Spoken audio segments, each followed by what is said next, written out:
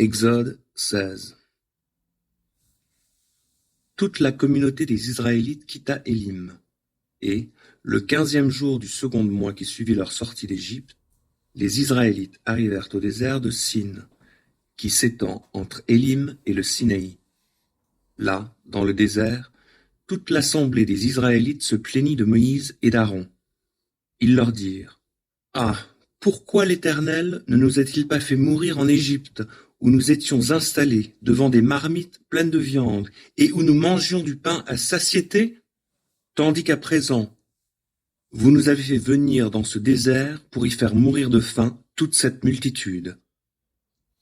Alors l'Éternel dit à Moïse: Regarde, je vais faire pleuvoir du ciel sur vous du pain. Le peuple sortira et en ramassera chaque jour la ration nécessaire. Je le mettrai à l'épreuve de la sorte, et je verrai s'il se conforme ou non à mes instructions. Le 6e jour, il y en aura 2 fois plus que les autres jours à ramasser et à apprêter.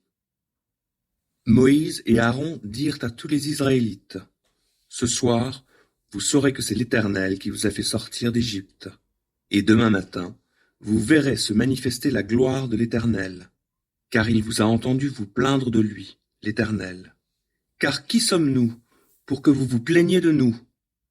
Oui, dit-il, vous le saurez ce soir, quand l'Éternel vous donnera de la viande à manger, et demain, lorsqu'il vous donnera du pain à satiété.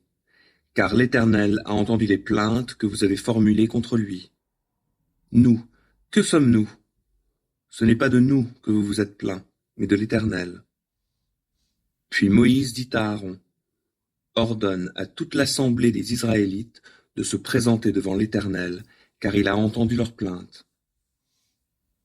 Pendant qu'Aaron parlait à toute l'assemblée des Israélites, ceux-ci se tournèrent du côté du désert, et voilà que la gloire de l'Éternel apparut dans la nuée. L'Éternel s'adressa à Moïse et lui dit: J'ai entendu les plaintes des Israélites. Dis-leur donc: Ce soir, avant qu'il fasse nuit, vous mangerez de la viande, et demain matin, vous vous rassasierez de pain, et vous saurez que je suis l'Éternel, votre Dieu. En effet, le soir même, des cailles vinrent s'abattre sur le campement qui en fut recouvert, et le lendemain matin, il y avait une couche de rosée tout autour du camp. Lorsque cette rosée se fut dissipée, on aperçut par terre, sur le sol du désert, un mince dépôt granuleux, fin comme du givre, qui restait.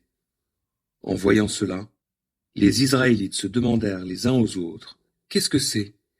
Car ils ne savaient pas ce que c'était. Moïse leur dit: C'est le pain que l'Éternel vous donne à manger. Voici ce qu'il a ordonné à ce sujet: que chacun de vous en ramasse autant qu'il est nécessaire à sa nourriture, soit environ 4 litres par personne. Chacun en prendra pour le nombre de ceux qui sont dans sa tente. Les Israélites agirent ainsi. Ils en ramassèrent les uns plus, les autres moins. Lorsqu'ils mesurèrent leur récolte, celui qui en avait ramassé beaucoup n'avait rien de trop, et celui qui en avait pris moins n'en manquait pas. Chacun en avait ramassé ce qu'il lui fallait pour manger. Moïse leur recommanda: Que personne n'en garde jusqu'à demain matin. Mais certains ne lui obéirent pas et en gardèrent pour le lendemain. Il s'y mit des vers et cela sentait mauvais. Alors Moïse se fâcha contre ces gens. Tous les matins, il ramassait donc la manne, chacun la ration nécessaire à sa nourriture. Quand le soleil devenait chaud, elle fondait. Le 6e jour, ils en ramassèrent une quantité double, c'est-à-dire environ 8 litres par personne au lieu de 4. Les chefs de la communauté vinrent en informer Moïse, qui leur dit: C'est bien ce que l'Éternel a ordonné. Demain, c'est un jour de repos, le sabbat qui est consacré à l'Éternel. Ce que vous avez à cuire au four, cuisez-le aujourd'hui. Ce que vous avez à faire bouillir, faites-le bouillir aujourd'hui. Et tout ce qui est en plus, mettez-le en réserve pour demain. Ils mirent donc le reste en réserve jusqu'au lendemain, comme Moïse l'avait ordonné, et il n'y eut ni mauvaise odeur, ni ver. Moïse leur dit alors: Mangez aujourd'hui ce que vous avez mis en réserve, car c'est le jour du repos en l'honneur de l'Éternel. Aujourd'hui, vous ne trouverez pas de manne dehors. Pendant 6 jours, vous en ramasserez, mais le 7e jour, le jour du sabbat, il n'y en aura pas. Cependant, le 7e jour, il y eut des gens qui sortirent pour faire leurs provisions, mais ils ne trouvèrent rien. Alors l'Éternel dit à Moïse: Jusqu'à quand refuserez-vous d'obéir à mes commandements et à mes lois? Considérez donc que si l'Éternel vous a donné le jour du repos, il vous donne aussi le 6e jour de la nourriture pour 2 jours. Le 7e jour, que chacun reste donc dans sa tente et que personne ne sorte de chez lui. Ainsi, le peuple se reposa le 7e jour. Les Israélites donnèrent à cette nourriture le nom de manne. Qu'est-ce que c'est? Elle ressemblait à des grains de coriandre blanches et elle avait un goût de beignet au miel.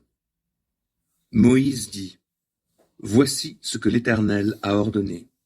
Prenez environ 4 litres de cette manne et conservez-les pour les générations futures, pour qu'elles voient l'aliment dont je vous ai nourri au désert, après vous avoir fait sortir d'Égypte.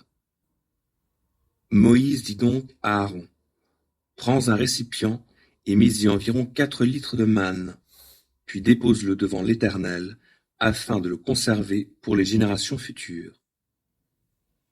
Comme l'Éternel l'avait ordonné à Moïse, Aaron le déposa comme souvenir devant le coffre de l'acte de l'Alliance.